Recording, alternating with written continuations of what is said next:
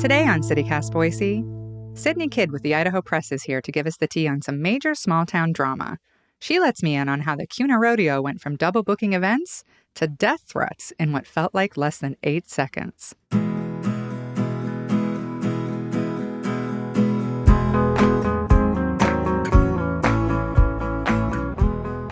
It's Tuesday, January 31st, 2023. I'm Emma Arnold, and this is CityCast, your daily Boise download.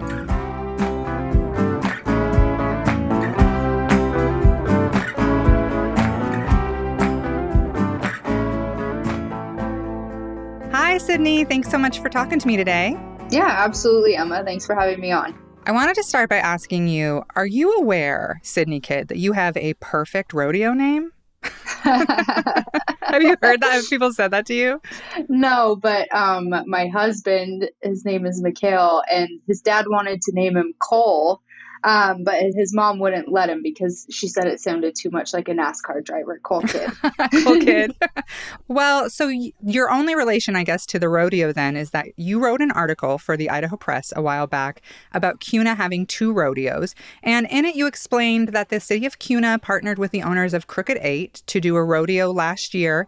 But then the city announced the rodeo would be held at a city-owned location this year instead, which seems like a pretty tame story, but then there were some hard feelings. Yeah, absolutely. So I began covering the Kuna Rodeo at the beginning of last year. I guess it was more of the spring because it was the first time that Kuna was going to have a rodeo in decades. So it was a big deal to this more of a rural ag community to be getting a rodeo back. So you're exactly right. They held it at the Crooked 8 venue, and the owners of the Crooked 8 contributed a lot to this rodeo. And then the city decided to pursue a different path for this next year. They wanted to have their own venue. And they said it was something that they had considered for a long time, but the owners of the Crooked 8 venue, who hosted last year, said they weren't aware of that until 4 days after the first Kuna rodeo. And from your first article, the city said, hey, thank you for letting us have the rodeo here, but we don't feel comfortable spending money improving a private property for the rodeo. And now we have the money to buy our own space. And then the owners of Crooked 8 said, well, we spent over $200,000 improving this site for last year's rodeo. And reading that first article, I thought, well, honestly, both sides sound pretty reasonable. As a reporter, you try to get both sides of every story, and this definitely was a story where there were 2 sides, and you could see where each side was coming from. I know that there were certainly some hard feelings afterwards, but they were still trying to keep it as professional as they could, both sides. But then the new rodeo ended up being scheduled for the same day as the old rodeo, and that really started to become a problem, right?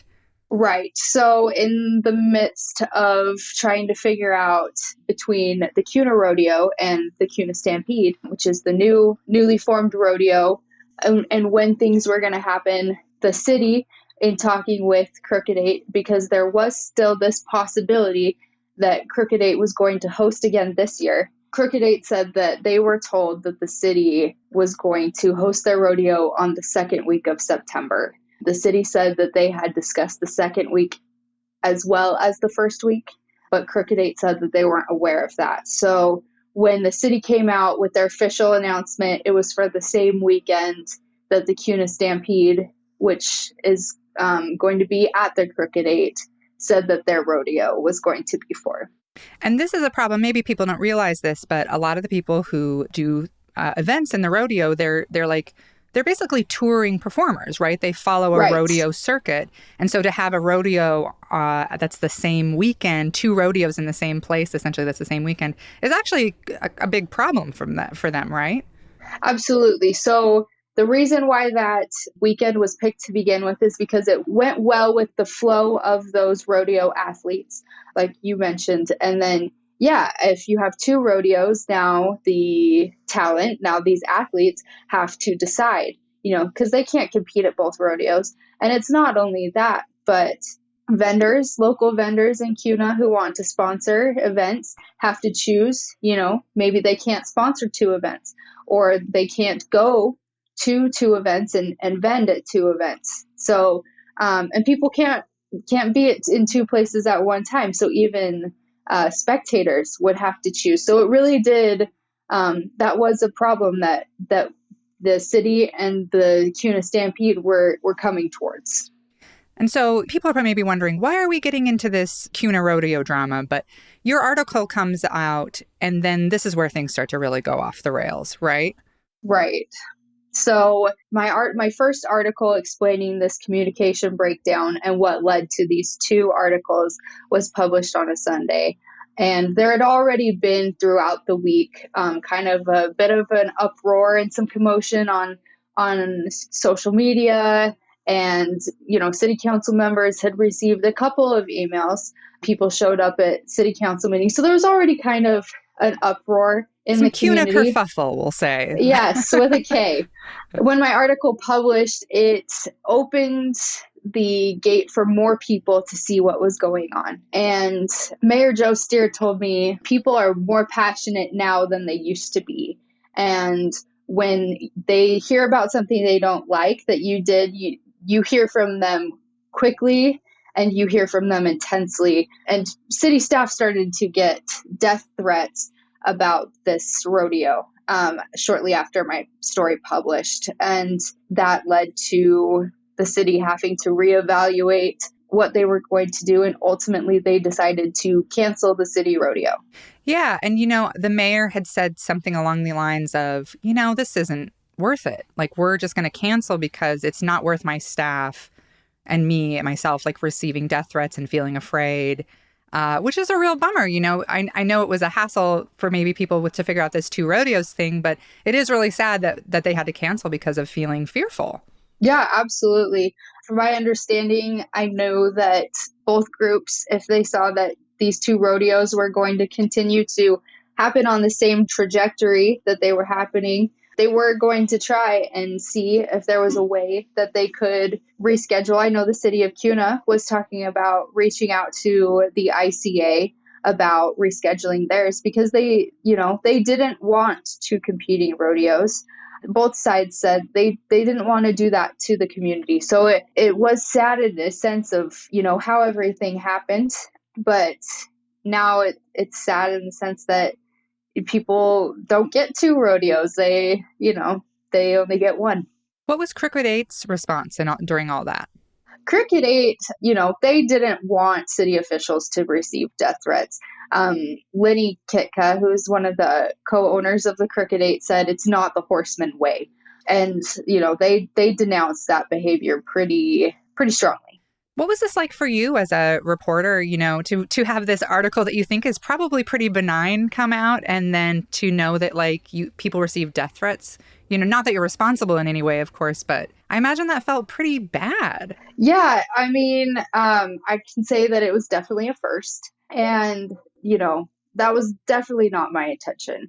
I tried very hard to get both sides of the story, like I mentioned earlier. And I felt that the final product was very neutral. But then the response to that article was not neutral in any way. And so sometimes you do question, did I do something wrong here? And you have to go to your editors and your mentors and check with them and see if there's any way that you can improve. But, at the end of the day, I read that article multiple times before and after. And I have to understand that I can't take responsibility for people's actions. That's not my responsibility. My responsibility is to report what's happening, and that's what I did. And I didn't take any sides. I just reported things how they were. What happens now? So now Crooked Eight's still doing a rodeo. Is the city going to be involved in any way? I am not aware of the city being involved in any way. I don't know in the future what the future of rodeo in Kuna will look like. I do know that the Kuna Stampede has been very enthusiastic about the rodeo that they're having. They've talked about how they're going to put a philanthropic emphasis on this year's rodeo. and things like that. So those are things that the people of Kuna can anticipate. But as far as, what comes next for the city and if they'll be having a rodeo in, future years, I can't tell you. I mean, I look forward to seeing what develops out of this. I hope there's no more death threats, and yeah, I guess watch out for those Kuna rodeo enthusiasts, because they are passionate folks, huh? Absolutely, and yeah, we'll be, if there are any updates with this story, rest assured I'll be there to update people on them. So let them know what's going on. Well, thank you, Sydney Kidd, so much for being here, and I hope we get to talk to you again. Absolutely, Emma. Thank you so much.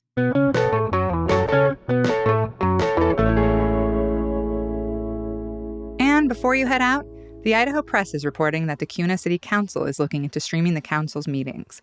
Kuna is one of 2 Ada County cities that doesn't have streaming or video playback for city council meetings. Garden City is the other. Kuna does currently offer audio recordings of the city council meetings after the fact.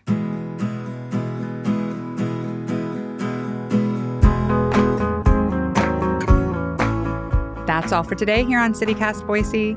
If you enjoyed the show, why not tell a friend? Leave us a review and subscribe to our Hey Boise newsletter. We'll be back tomorrow morning with Heath Drusen and an update on Ammon Bundy's legal troubles. Bye!